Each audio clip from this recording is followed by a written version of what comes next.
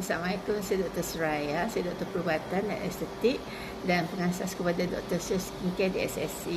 Selalu doktor ditanya, doktor apa nak pakai dulu krim ke, serum ke. Jadi ramai lagi lah yang tak tahu basic turutan dia. Okey, bagi doktor cerita. Dia pertama sekali, sebelum nak pakai apa-apa, kita kena bersihkan muka dulu. Kena cuci muka.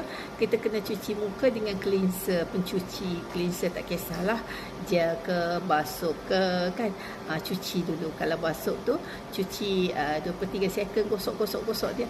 Bilas, gosok lagi, cuci lagi 2-3 second, bilas. Lepas tu, pakai facial toner. Lepas pakai facial toner, pakai pula krim, kan. Lepas pakai krim tu, kita pakai pula moisturizer. Lepas moisturizer tu, kita pakai pula serum. Lepas serum tu, kita pakai sunscreen untuk keluar rumah, kan. Jadi banyak tu, kan. Jadi taklah semua tu kita pakai. Tapi